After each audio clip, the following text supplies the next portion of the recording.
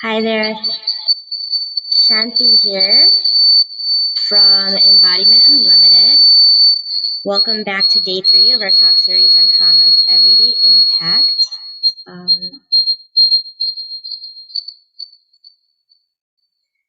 We will be starting in just about 5 or 6 minutes. So if you haven't already, feel free to go grab or do anything that you'd like to be comfortable. And for those who are watching the replay, you can fast forward about 5 minutes from here to start the session. Thanks.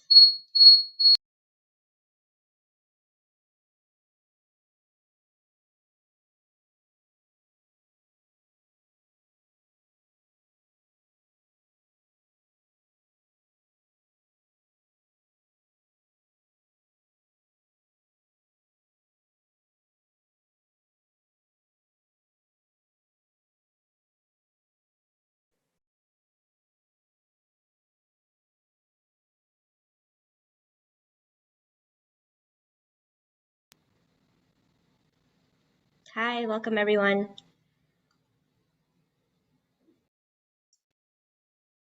For those who are not familiar with me, my name is Shanti, and I will be your host for this session. Lovely to see some old and new faces here. We'll be starting in just about 4 minutes or so feel free to grab or do anything that you'd like to be comfortable for the next half hour. And this session is going to be on the topic of trauma and life purpose. So along those lines, I would love to hear from all of you. In what way do you think that trauma might have been impacting your life purpose? And for those who know your life purpose, feel free to, let me know what that is.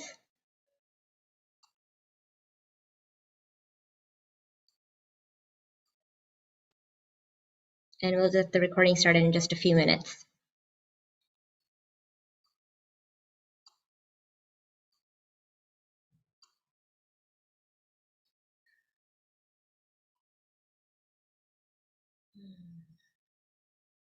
I'd also love to hear where you're from. We're just kind of about at that time where folks in Europe are likely already have gone to bed or about to go to bed.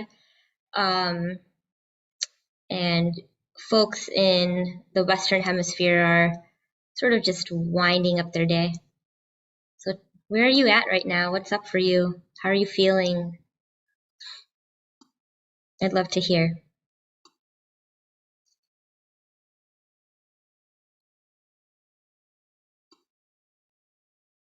For me, I'm over here in Dallas, Texas. It's a really warm day. I've been spending time with my cousins, got to see a local German bakery in the area, which has been super fun. And in between, I've been getting to host and catch a lot of these awesome sessions at the summit. So taking good breaks in between to sort of like get a stretch or a walk or grab something to eat, taking care of myself. How about you guys? All right, so we've got people from Hillsboro, Oregon, Washington State in the United States. Hello. And as someone sharing a little bit about their journey with trauma and purpose, we've got someone here who's a healer and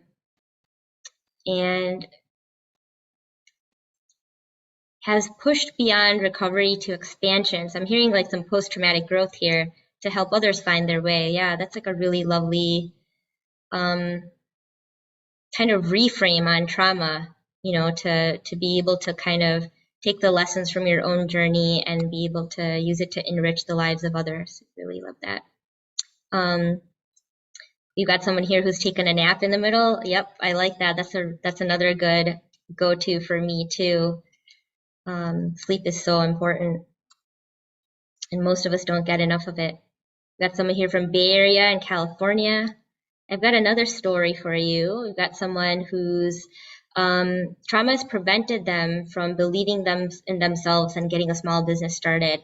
Self-doubt is running strong. Ooh, yeah, really feeling for you in that one, especially with the pandemic. There's so many small businesses that have been impacted. And so, with the already existing external barriers, then have to grapple with the internal barriers to sort of like achieving your dream, I can imagine it's quite a challenge. And so, yeah, feeling a lot of compassion for that and rooting for you.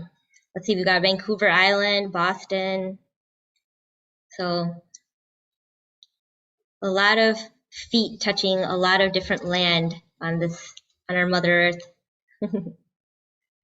All right, so we're at the top of the hour, and I'm gonna go ahead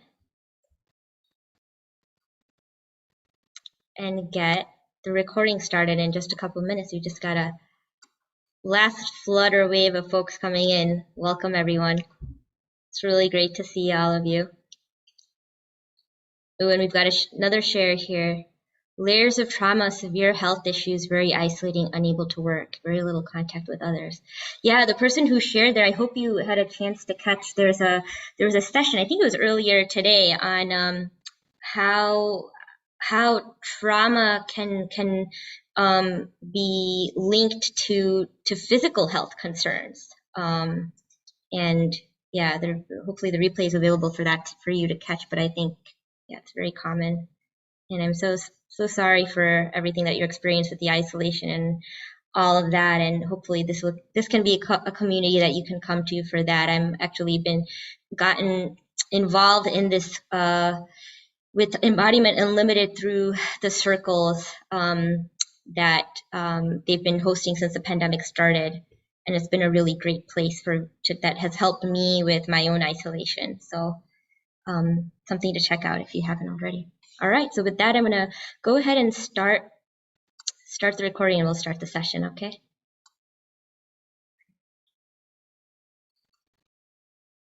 Okay, hello everyone. Welcome back to day 3 of our talk series on trauma's everyday impact.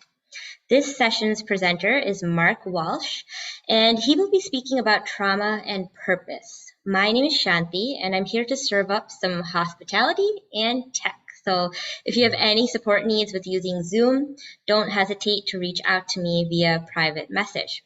Just a few housekeeping items before we get started. First things first, a very special thanks to those who have the All Access Pass and are here live for contributing to our sustainability and giving us the joy of having humans to interact with.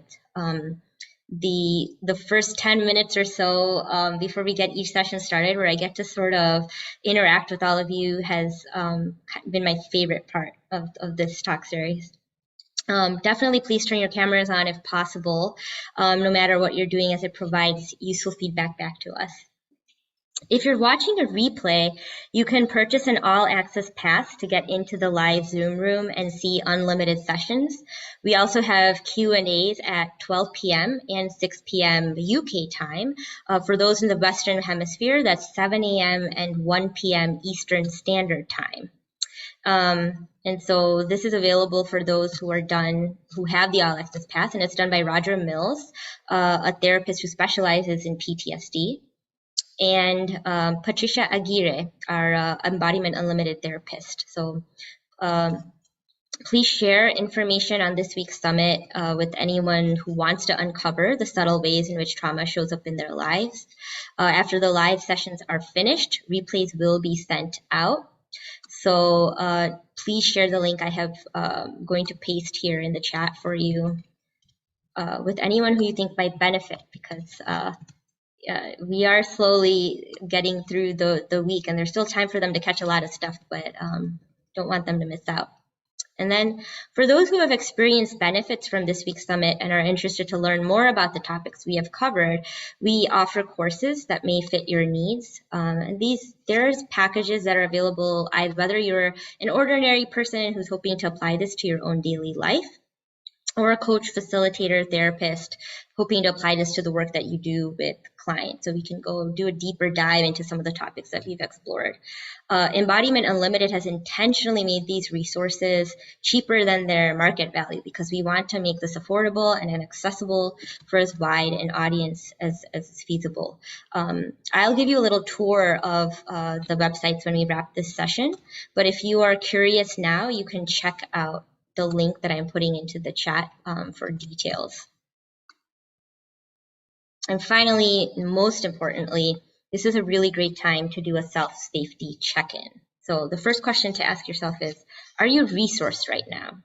If you aren't well enough to drive a car or operate heavy machinery, then maybe it's not a good time to watch, and a wiser choice may be instead to go do an act of self-care, whatever that might be for you. For me, earlier today, it was doing a little bit of yoga with my cousin.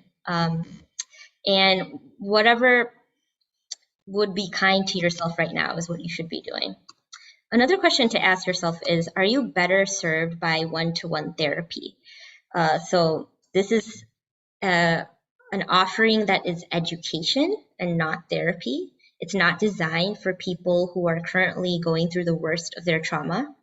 Many of our teachers have been there, so no judgment if you're in that space right now. I myself have been there. But in that, when you're in that state, that space with your trauma, it may be better to exercise some prudence on whether this is the right time in your journey for engaging with an in-depth discussion about trauma without the guidance of a clinical professional. So you really want to be robust for these sessions. And no matter who you are and where you're at with your trauma, definitely don't binge. There's no need for that. The replays have been sent out, and for those who do have the all access pass, I'm putting the link for you in the chat.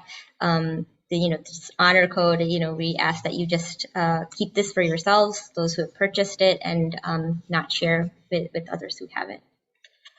If you tense up, if you get agitated, or you space out during the session, it's an indicator that you might want to breathe and make a shift. So you can always watch later, and we recommend movement, good company with people that you trust, and nature, both during and after this session, to help resource yourself. One thing that I've done is I've got like the windows open here so that I can see the trees and the sun outside. It's been something that's helped me during my sessions. So having said all that, I'd like to introduce this session.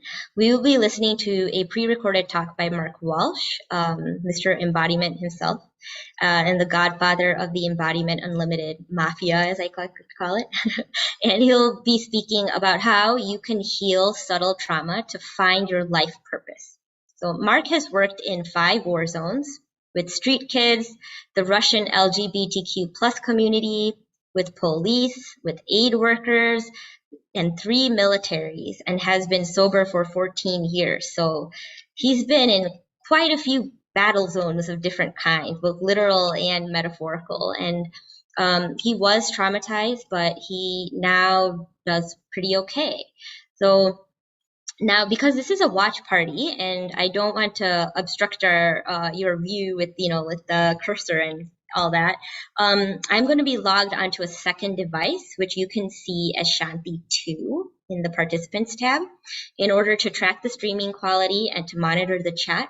So please feel free to give me your feedback via private message on your viewing experience, and I will be happy to adjust the audio and video as necessary, because I want this to be I want this to be comfortable for you.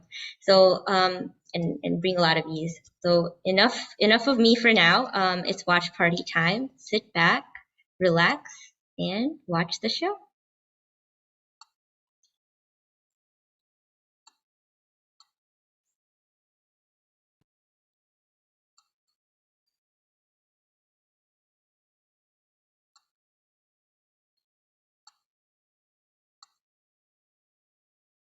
All right, so this next session is on life purpose. We're going to look at how trauma impacts life purpose, mostly for the negative, how it can get in the way of doing what you love. But also, there's some positives too, surprising ones. So we'll look at both of those. What you'll get out of this is really a key sense of if there's some sort of subtle trauma. It might not be you had a horrible life or anything like that, but something that's just holding you back, making sort of life okay, as opposed to really going for the thing that you want to do with your life. So my name's Mark. I've coached people on life purpose for many years. We had a whole product called Purpose Black Belt, and I've done trauma education all around the world in different areas of conflict, different NGOs, blah, blah, blah, blah, blah. Safety things. So the sensible things I say every time. So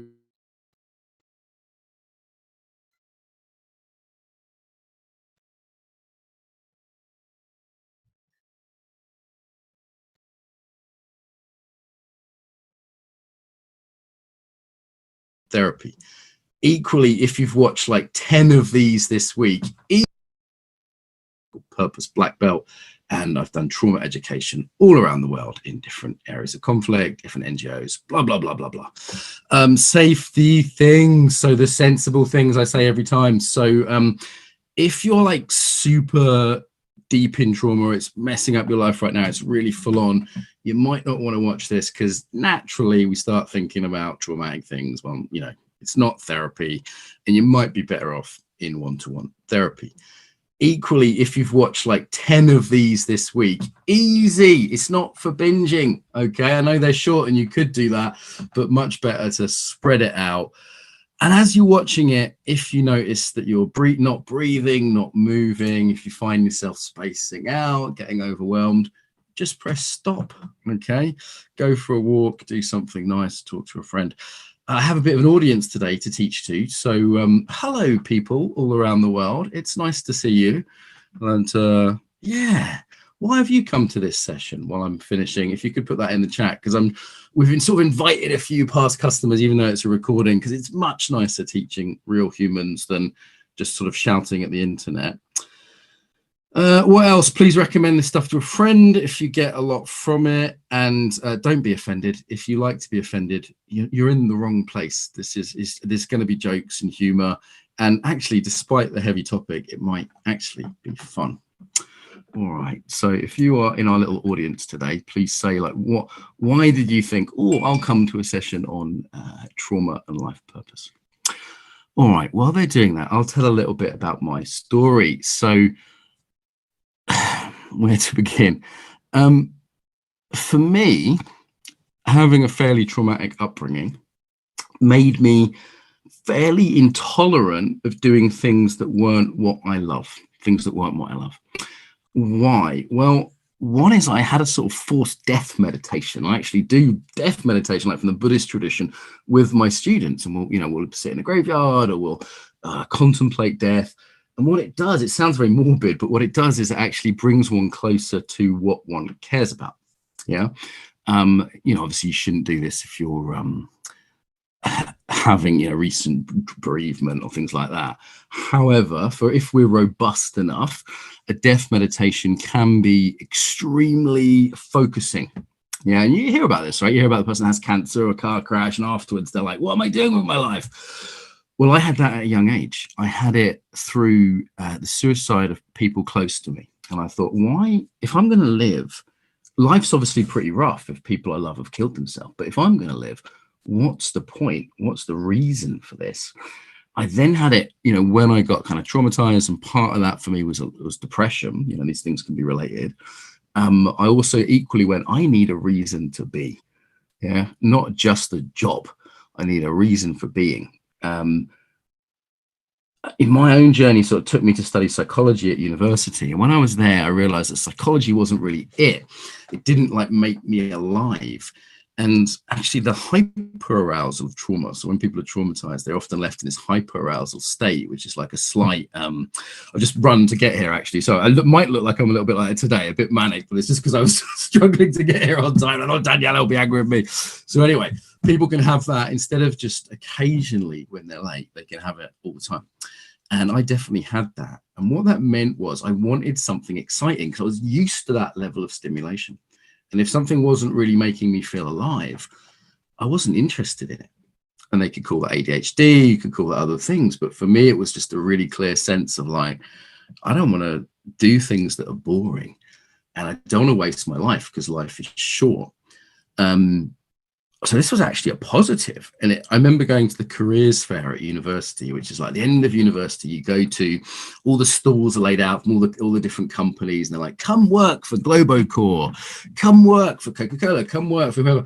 And I was like, yeah, how about you go fuck yourself instead? Because I just was totally uninterested in like their widgets or their products, you know, whatever they were selling. And I just went, I don't want to give my life to that, because, you know, if I'm staying alive, and it's quite painful to be alive, it's quite a struggle on a daily basis just to cope with life. You know, I was drinking alcoholically just to deal with life. Why would I give my life to something meaningless? That didn't make sense to me. And what I did notice in my life was there was one thing that made sense, which was Aikido, you know, the martial art of Aikido. For some reason, it just resonated deeply with me. And from a trauma point of view, it's like in Aikido, I was getting the structure and order. Imagine everyone sort of, you know, Japanese style, lined up and bowing, and all that created less chaos, right? Because my entire being was chaos from trauma, was dysregulation, be a phrase you'll hear on this week. I needed that regulation, and the exercise, the discipline, the structure, even the hierarchy, all these things I kind of relaxed into. And I had some specific issues around authority that I was working out there too. So because of these trauma issues, Aikido, which is very meaningful to many practitioners, was particularly meaningful to me. Yeah. And I thought, this is a bright spot. And this is the one smart thing about young Mark. Okay. Now, in a way, all trauma is smart. All trauma is trying to keep you alive and look after you. But if I was to thank teenage Mark, it would be for noticing the bright spot of Aikido. Do you know what I mean by a bright spot? So it's something in your life that is more alive or more meaningful, and in this case, calmer as well than everything else. Yeah. And I was like, let's do that, because everything else is shit. Yeah. So as opposed to my friends who are like, well, stuff's not great and I haven't yet found anything amazing. So they had less of an obvious choice than I did. Yeah. The other thing is, because I had quite a lot of sort of hardships and deprivations growing up. I'm laughing now, but probably wasn't at the time.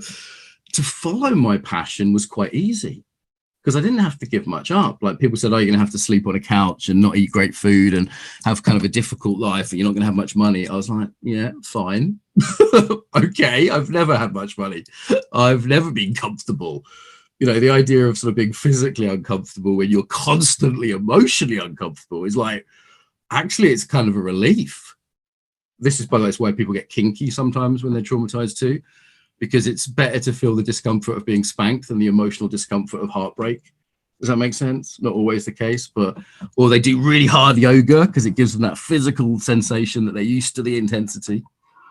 The other thing is, being traumatized can make you quite black and white in your thinking, right? So I was just obsessive about Aikido. Normal people have balance in their life. Never understood that. Have you, Daniela? Never understood that balance in life. I was just obsessive because I was like, this is a bright spot. This makes me feel good. I feel calmer when I'm there. I feel connected when I'm there. All the ritual and the togetherness, co-regulation, we could call that, you know, doing everything, everyone bowing together. It's quite sort of, as a you know, growing up Catholic, there's quite a similarity in some ways with martial arts of ritual co-regulation. So I was like, this is amazing. I'm just going to do it full on. 100%. Like, traumatized people don't always, they're not very good at moderation. If you ever saw me drink, you would have realized this. Yeah. The good news is, though, that's how you get good at something. Yeah. So how do we get good at something? We're completely obsessive about it, like utterly crazy about it. And that's what I did with Aikido. I just lived it. And eventually I was living in Aikido dojos. You know, and as I said, it was hardships, but I was like, whatever, I don't deserve any better. I'm traumatized. You know, that's another thing that can happen with trauma. And I was able to just use my obsession, that black and white thinking, around something I loved. Yeah. Now, gradually that opened up to other things. It became a career. Aikido expanded to other martial arts. It expanded to meditation and dance and all kinds of cool stuff. You know, interestingly, martial arts, what are martial arts about? What are they about? Defending yourself. What's defending yourself about? Safety. What gets broken in trauma? Safety, the sense of safety, right? So martial arts are full of traumatized people, as I now know. And Paul Linden's doing a session specifically for the martial artists, if you're interested in that. But the sense of safety not being there, you know, I read the biographies of the founders of judo, karate, and aikido in the modern era. And those biographies, all three of them were sick as kids and saw their dad get beaten up. So your dad is like your sort of protector kind of thing, you know, traditionally, yeah, in terms of the physical violence anyway. And not for everyone, sadly, but that's the archetype, as it were. And it's no surprise that they ended up getting into martial arts and sort of massively overcompensating and developing this skill set. The problem, of course, is that you can't develop a sense of safety from outside things. It's an inside job. Yeah, this is why people can be surrounded by security guards. They can have all the money in the world if they get their safety from money. They can be super sexy if they get their safety from that. They can be super, who's clever? Who gets their sense of safety from I'm clever? Yeah, so like these things are external things. There's always going to be someone tougher, cleverer, whatever, you know? So the inside job has to happen, but it can point us in the right direction, as it did with me in martial arts. It helped give me a lot of the skills that I was lacking, like, you know, regulation skills, right? Centering comes from martial arts. So that's just my story. Yours might be different about what you love and what you care about. And for me, it opened up into everything else and gave me some of what I'd call the superpowers that I use in my work today. So superpowers is one of the concepts that we're really looking at. And I think quite novelly, Alain Stefani came up with a word, and me and Paul took it in another direction. There's this idea that if you're traumatized, you have to develop certain skills. Okay, so sometimes they're very practical, like self-defense, martial arts.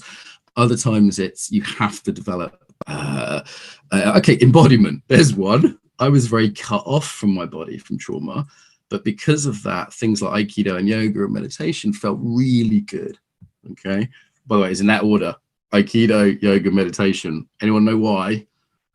If you take someone who's really traumatized and ask them to sit still and meditate, what happens? They go crazy. So first of all, they have to jump around and get rid of some of that charge, right? Discharge some of that hyperarousal. Anyway, so what I found through them was I become in my body, and then I just kept developing that skill until it was, I hope I'm not boasting to say a strength. My entire career is based on this. I'm probably more embodied than the average person. I think that's not too boastful to say. Yeah, now we're all unconsciously embodied, but in terms of conscious awareness. So our trauma can actually lead to exceptional skills.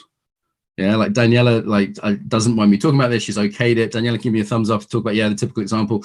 So in the sense of chaos and unsafety that we both found from maybe our childhoods or being in Afghanistan, which we both were, she developed this controllingness, and I developed the ability to be with chaos.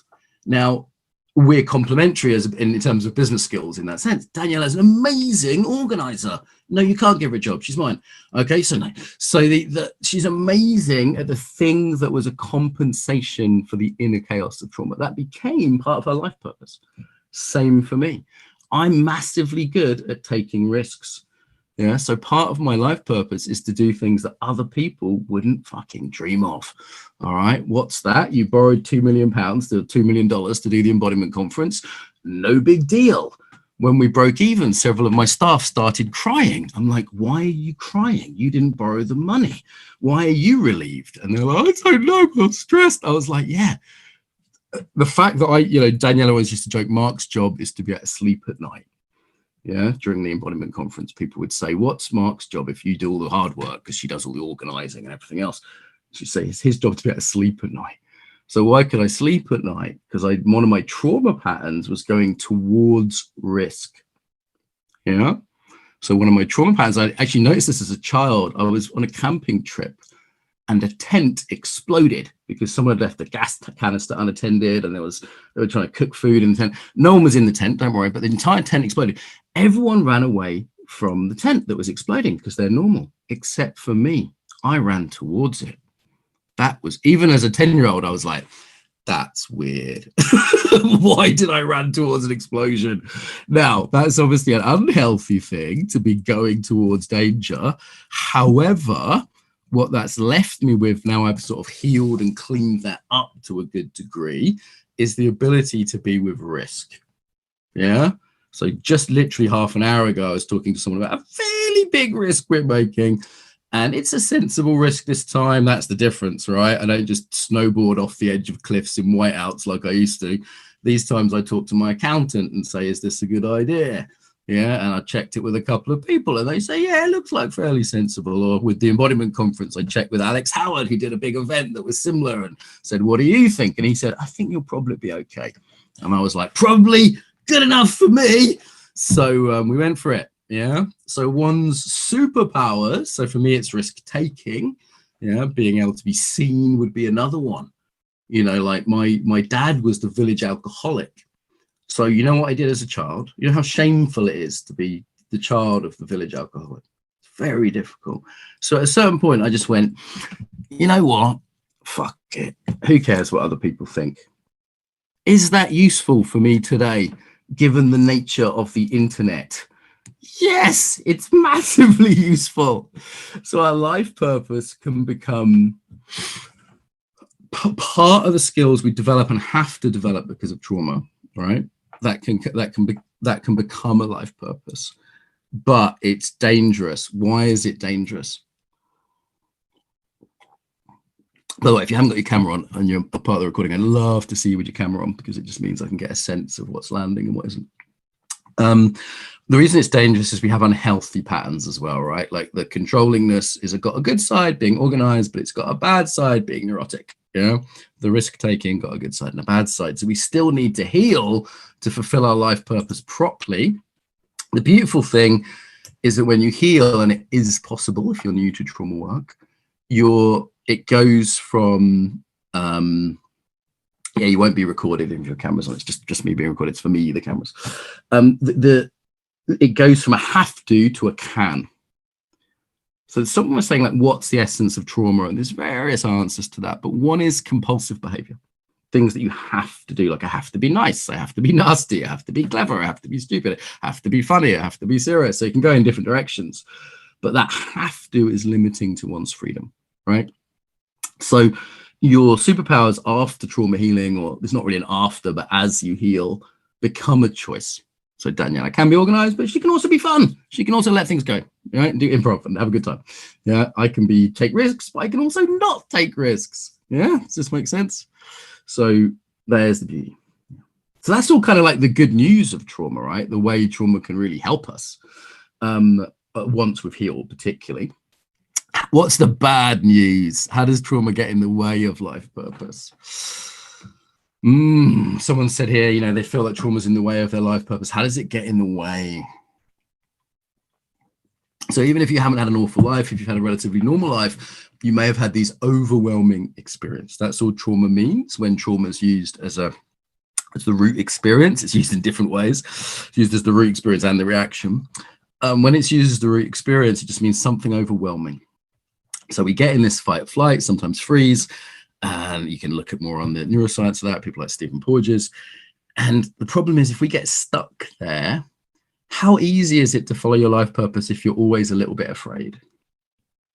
It's not very easy, is it? Yeah. Or you're always a little bit angry, so you find it hard to connect with people. Well, if you can't do your life purpose on your own. You've got to connect with others, haven't you? Yeah. Particularly fear, though. Now, I'm quite counterphobic, so this is not me, but it's many of the people that I've coached, that they go, like Erica and her Women Who Are Too Nice, for example. She's doing a session on this. Patricia went through this. You should see her sessions. Alan went through this. That anxiety means, you know what, I'm not going to take a risk. I'm going to play it safe. Did anyone do the work of their dreams by playing it safe? Natalie, looks like there's a light bulb going off, right? So even if so playing it safe means you won't go and live in the Aikido dojo like I did. Yeah, it means you won't make that leap into the unknown. It means you won't quit the safe job that's kind of soul destroying but pays the bills. Now, I'm not saying you should all do that immediately, right? There's a time to quit the soul destroying job. You might have kids and a mortgage and everything else, but there is a time, okay? And you do need that little bit of courage. And what is courage? But just, it's not like you're morally better. It's just you're not stuck in chronic anxiety.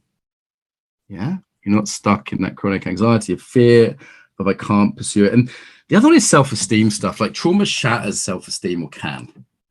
Trauma traumas that can have so many different impacts, and that for some people it's like I'm a piece of shit, right? But for other people it's just that feeling of not quite being good enough. Anyone got a little bit of imposter syndrome? Most of the hands are going up. Anyone have that inner critic?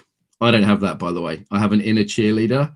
Yeah, okay. It's a fat guy in a bikini and he does cheerleading for me. And he goes, go Mark. Okay. I don't have an inner critic. I just don't have that. So like other people, my students come to me and they say, you know that voice that tells you you're awful and you can't do it? I'm like, no. What's that? Why would you talk to yourself like that? That's mean. That's crazy. Okay, but most people have that, and a little bit of trauma, even if it's like from something didn't seem like a big deal, right? A little bit of trauma means that gets bigger.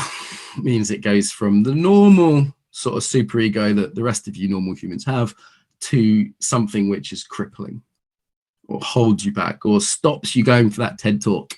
Yeah. And this is to do with our culture as well. Some cultures really enforce it, some more or less. You know, I'm always surprised at the confidence of a lot of my American students. You know, they're like, hey, me, I have a thing. You should know about the thing. I'm like, yeah, that's not how we're conditioned in Britain, particularly if you're working class, right? Certain ethnic groups have plus and minus with that for sure. So we're not all on an equal playing field.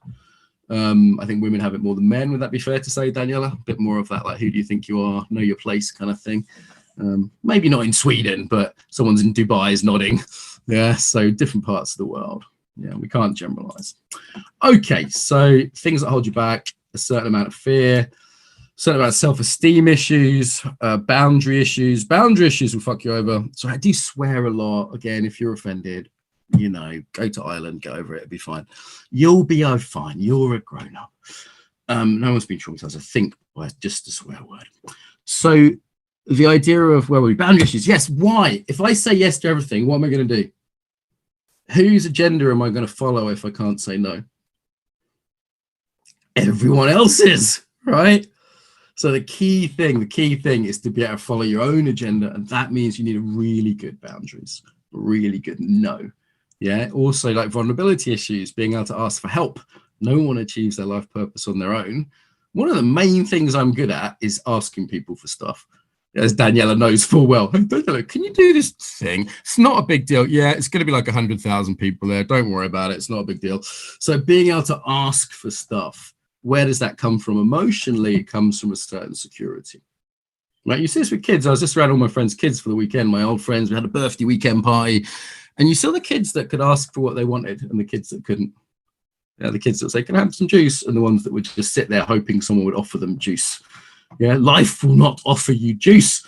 Life purpose is something you need to go and pursue.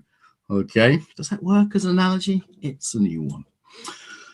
Whew. Okay, so these sessions are quite fast and furious. I hope there's more there that gets in the way with trauma. There is a lot more other things that can get in the way of life purpose. I hope I've balanced some of the sort of positives and negatives. Healing trauma won't stop your, like, there's drive. There's another one. That hyperarousal drive really led me to, you know, people are like, how do you get so much done? I'm like, I have trauma-related hyperarousal. Yeah. So drive can be a really positive thing, but it can also burn us out, right? It can also drive in the wrong direction. For me, the best thing about trauma healing for life purpose is tuning in to the kind of still, quiet voice inside. So if we imagine trauma is like our nervous system shouting, and that might be fear or anger or agitation. It might be numbing. It's like everything's closed down, their main trauma symptoms. Underneath that numbing or that shouting is the quiet voice inside saying, you know what, you should really do this. You should make cardigans for kittens. That's your life calling. Yeah, you should do whatever the thing is. And that quiet voice of embodiment, of intuition, embodied intuition, like that's hard to get hold of when you're traumatized. It's hard to feel, it's hard to notice, because either there's too much going on or it's too numb. So for me, when I before this course, when I taught people a lot about life purpose, I'd say tune into your body. To do that, you need to learn to regulate. That could be nature, it could be other people, it could be practices, and certainly trauma healing is a big part of that, because otherwise you're stuck in one of those modes of closed down, or so sparks up you can't feel it. So that, I think, is the main reason, the main connection. And there's positives, there's negatives, but on the whole, I'd say if you can clean up some of the superpowers that trauma gives you through healing, and you can gain that skill of boundaries and, reducing the critic and being able to tune into what you really love. We've got sessions on all these things like boundaries and the critic. There's other sessions on those, and do check out the other teachers, because, I'm not everyone's style. Some people say, what do we do about trauma? Well, this particular series is more about identifying it. Identifying it.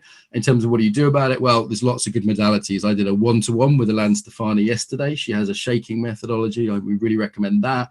I've done David Baselli's TRE. There's many other great somatic experiencing, EMDR. I've done most of these things. Depending on where you are in your journey, what is your particular... If anyone says one size fits all, they're wrong. There's different things that can help, but I would say things can help. So let me kind of wrap up there with a little word of encouragement that things can help. There are things out there. There are things, some of them we sell, some of them we don't. There's plenty, there's plenty out there that's good. Yeah. Cool. Great. Someone says they're in awe of my ability to speak on a live call without fumbling. That's an Irish related trauma pattern. Okay, I did a training in Ireland for 90 Northern Irish yoga teachers. That's where the most trauma is in Ireland. And oh my God, did they speak? They could not shut up. It's actually a form of co-regulation. It's like speaking to connect to regulate. I discovered this on my first silent retreat 15 years ago. Oh my God, what a nightmare. So now I can do it, but I've been left with the gift of the gab, as they call it in Ireland. Yeah, any final thoughts from anyone here? It's nice if I've missed anything, or any final thoughts, Daniela?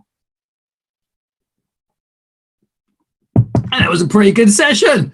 Pat on the back, my inner cheerleader's going whoop, whoop, whoop, doing good stuff. Thank you so much for joining us to listen. Do check out the other talks. As I said, there's loads and loads and loads of them, and they're only half an hour, so you can get that specific thing. And we're encouraging people not just to sit there as well. If you want to they're mostly information, so you can listen while walking, while doing the housework, particularly, if you've got hardcore trauma. They might not be for you. They're more to identify how that little weird neurotic thing you do may be coming from trauma. And as I said, we've also got this positive frame that things can go from -1, not just to 0. That's the therapy frame, right? But also to +10, as I think some of my skills have that I now use to live my life purpose, which I am doing. So yeah, good. Another way I know I've lived my life purpose. Half an hour just went by like that, didn't it, Daniela? Blimey. Okay, thank you so much, everyone. You know what? We're going to officially end the recording now, and we'll leave it there. So, yeah.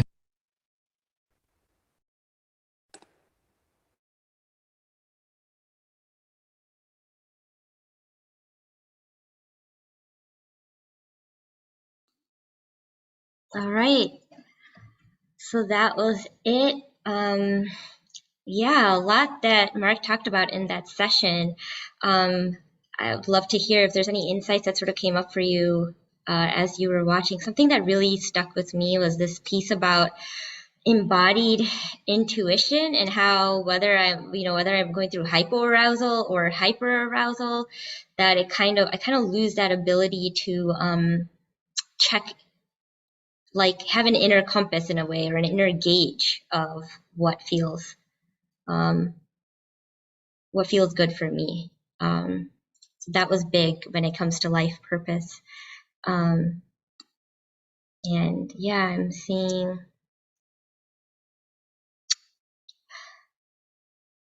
some comments in the chat here.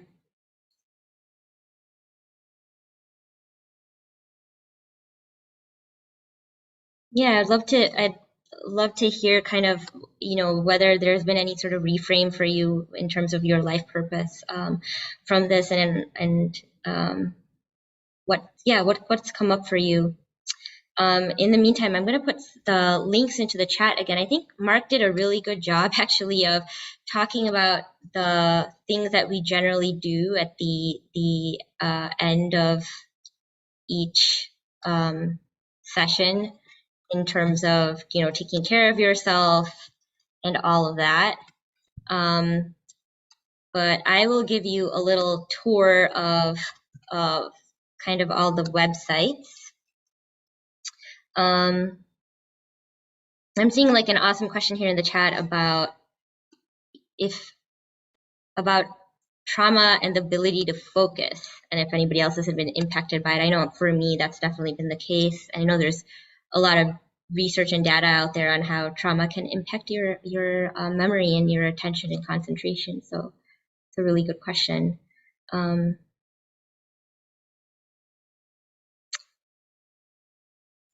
Yeah, and I really hope that some of you find each other from the chat and sort of form a community, because we're all kind of working through this stuff, and being able to do it together, I think, is a really, really wonderful thing. So I put some of the links that I put in the chat. I put in, if you have and need any help or support further than what I'm able to give you as a host, you can contact Agatha. That's her email, support@embodimentunlimited.com. I put the link as well to the courses that you can look into that are either for the yourself, if you're hoping, or someone in your life that you love, a loved one is hoping to make changes to their lives, ways that you can kind of apply embodiment to your life to work with your trauma. And so it goes these are courses kind of do a deeper dive into some of the topics that we've been discussing this week. And those who are facilitators, coaches, and therapists, there are special packages available for you to sort of really be customized toward how you can use this information to work with clients. And there's group sessions as well to help integrate your learning in to build community. As always, if there's anybody in your life that you think could benefit from this, please share this talk series with them so that they can catch it before it ends on Saturday. So yeah, I think I'll leave it at that.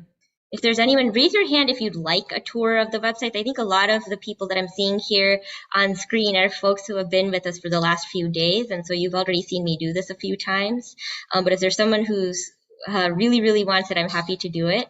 But Mark did a really good job of sort of walking us through it. So I'd really love for you now to just sort of take some time to write down the pearls that you got out of this session, and to go take a break and do something nice for yourself. Will you promise me that you'll do something kind for yourself in the next hour or so before we come back? Yeah, awesome. I'm glad to hear that. Okay, well, I'll see you back in just an hour or so to talk with Mel Gutierrez about trauma and guilt. Okay, goodbye, everyone.